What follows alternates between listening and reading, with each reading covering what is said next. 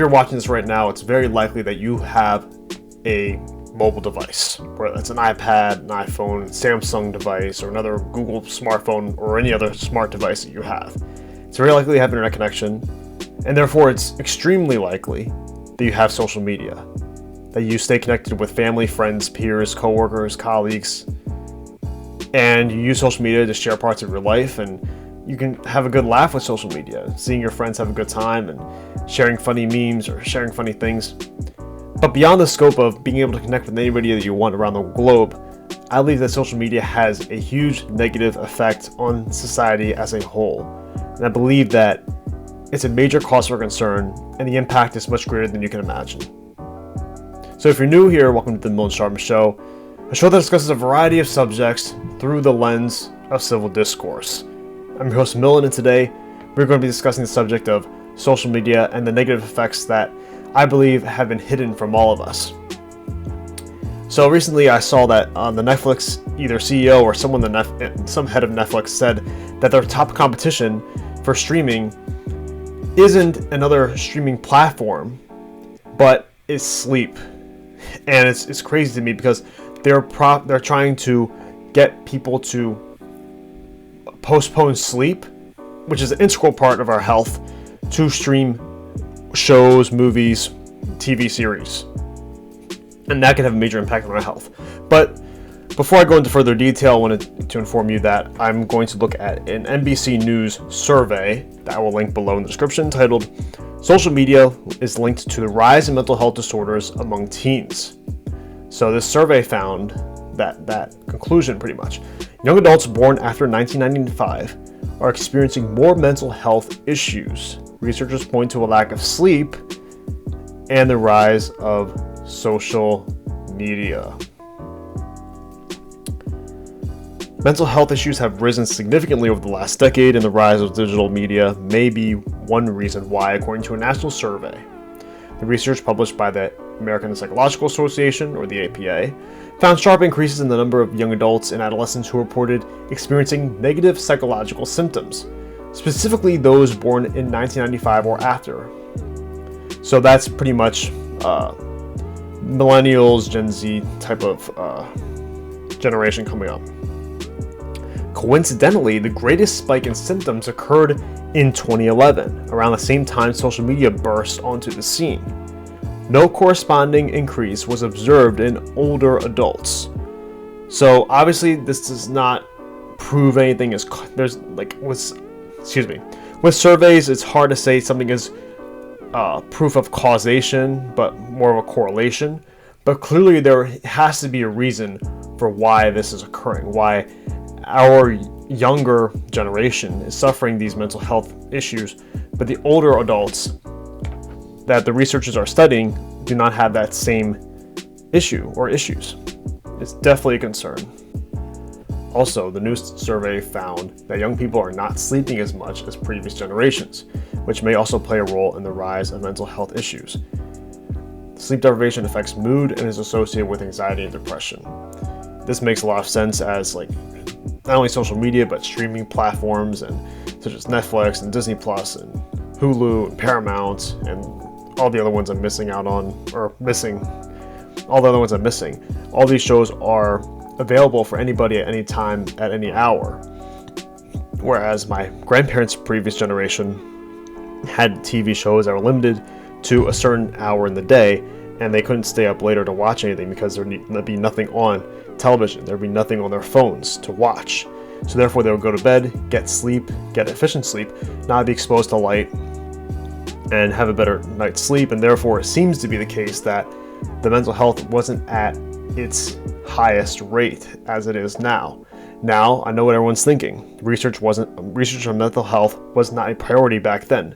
That's 100% true. However, when the researchers studied older adults, they did not see a similar pattern in anxiousness and depression that they see in young adults and teenagers. So what does that tell you? That there's another element at play here. And I believe social media is that other element. And also another article that I'll link below, which is also from NBC News, is titled "That Major Depression is on the Rise Among Everyone." this data shows. So even though this is from 2018, I do believe this is very applicable right now. Major depression is on the rise among Americans of all age groups, but is rising fastest among teens and young adults, new health insurance data shows. Depression rates also vary a lot from state to state. Okay. From 2013 to 2016, the highest jump in depression, which is 63%, were among the ages of 12 to 17. And from 18 to 34 years old, it was a 47% jump from 2013 to 2016. So basically from 12 years old to 34 years old, those two age groups, there's a huge, almost 50% or more jump in depression rates in the United States. And again, these are old numbers, but seeing how so many people are on prescription medications for anxiousness and depression today, I do believe those numbers are very applicable, and seeing how the rise of TikTok has affected millions of people in the United States and around the world, and how it's such a main part of many people's lives, I believe that these numbers are not, I believe these numbers are applicable right now, but the research needs to be more up to date. As I was researching this information, I couldn't really find articles before or articles after 2018. And I believe that's a problem because there needs to be more research on this. So, in conclusion, the researchers found that spending time with people face to face is the biggest protective factor against depression. We sometimes assume that communicating electronically is as good, but it's not. I could not agree more with this statement by the researcher, because so many people text and just message or direct message from social media platform to social media platform and assume that, okay, I messaged my friend, that's good enough. I don't feel like driving over to meet them. I don't feel like spending the time and the money and the energy to do that when I can just message them. But in reality, you're not getting that same interpersonal connection. You're not having the dialogue. You're not having meaningful dialogue, and you're not having conflict. You're not learning skills such as interpersonal conflict, meaningful dialogue, and there's no effort there for trust to build. When you're just messaging, you're not talking about crucial things that are going on in life. And even if you are messaging about it, you're not having the awareness of empathy that needs to occur when communicating with each other.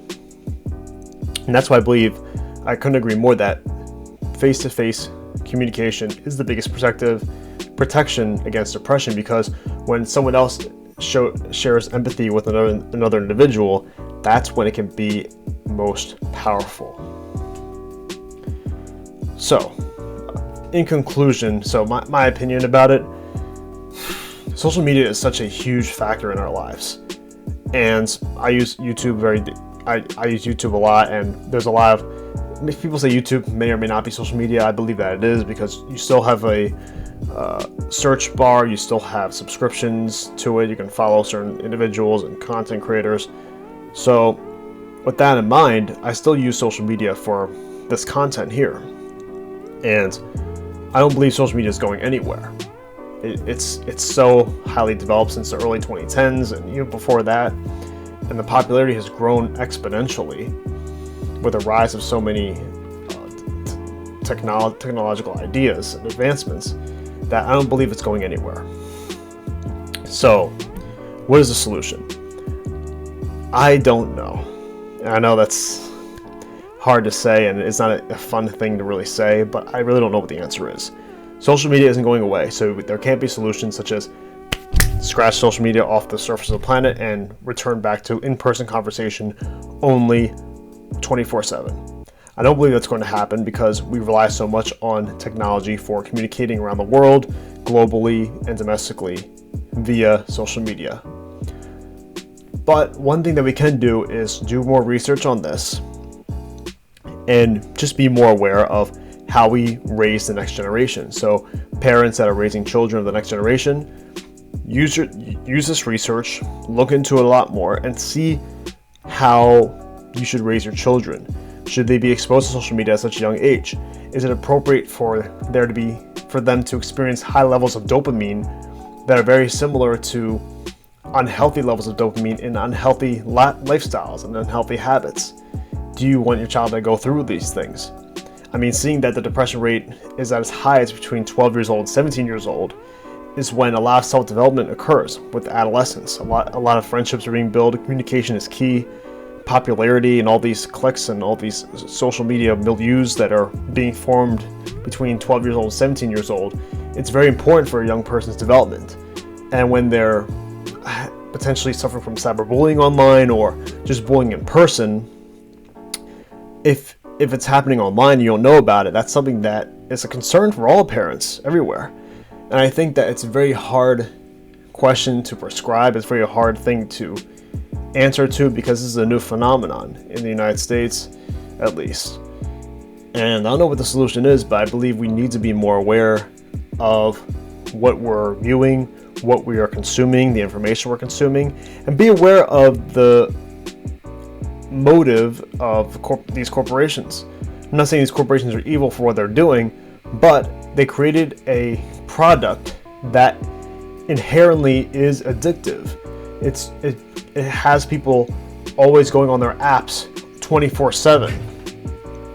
I mean, there was one point where I was just, when I was on Instagram more frequently, now I cut back on it, but when I was on it before, I would just open the app constantly. And then I would think to myself, why am I even doing this?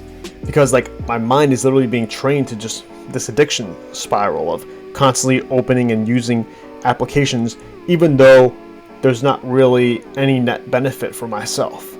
So my perspective is, be aware of what you're doing, be aware of your actions, and if you believe that you're consuming too much, if you notice, why am I using this so much? Why am I just FaceTiming friends and just DMing them funny videos instead of actually speaking with them, instead of actually meeting up with them, having a meaningful dialogue, sharing difficult experiences and coming together?